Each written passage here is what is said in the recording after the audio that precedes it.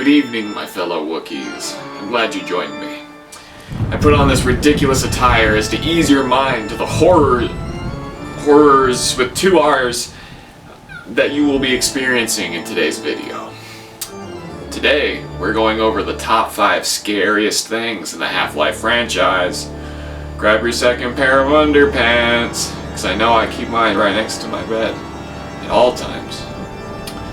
Especially for videos like this. So let's get into it.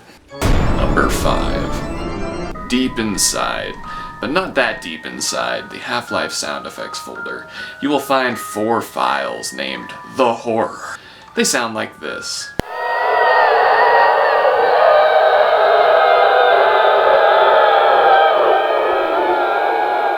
Only appearing a few times throughout the game. A few times in On a Rail, and a few times in Zen. These sounds remain a mystery. Is it the souls of the damned that have perished along the way in Gordon's travels? Is it the sound I make when I first wake up and look in the mirror in the morning? Or is it merely the Nihilith's way of trying to screw with your head as you make your way towards Zen? These sounds remain a mystery as to what the developers had in mind. Number 4. The Combine love playing with life. Whether it's attaching various bits of machinery to the creatures of Zen, or altering the very things that make us human, the Combine have one goal in mind: better fighters. In Nova Prospect, on certain monitors, when you flip through them, you can see the areas in which the Combine are altering humans and turning them into cyborgs, as Kleiner puts it. Each Combine rank has varying levels of transhumanism, which is why Barney only joined the Civil Protection Unit, which has the lowest amount of alterations made to them. But the Combine's forte? Enslavement, assimilation, and transformation. Number 3. Obviously the scariest level in the Half-Life games, Ravenholm was a simple mining town inhabited by refugees that was discovered by the Combine. Upon discovery, the Combine bombarded the town with shells containing headcrabs to infest the entire town.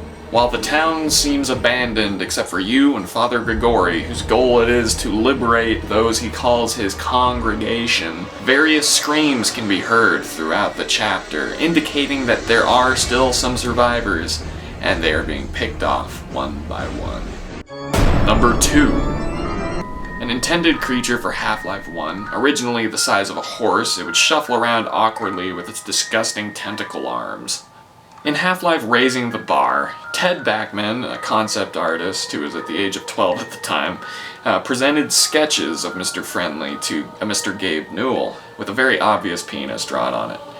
When Gabe asked about it, Backman described the creature as using its long tentacle arms to pull the player in, at which point the player would perish due to fatal copulation, aka rape. Surprisingly, Gabe loved the idea, and they both proceeded to have a lengthy discussion about bizarre psychosexual alien behaviors.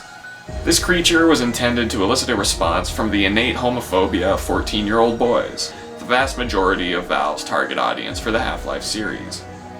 They even went on to fully model and skin this creature until it was cut in late 1998. Number 1. A lab that takes up all of the questionable ethics chapter in Half-Life 1, it was intended to be a biological laboratory for abducted aliens from Zen. Holding cells for alien grunts, operation rooms with lasers that blow up organic life, and a room of saws and incising tools. It makes you wonder what exactly the scientists were doing down there. Those are the top 5 creepiest facts that I could come up with off the top of my head. If you have any creepy things from Half-Life you would like to post it down below in the comments. I would love to read it, and so would our viewers. So until next time, adios.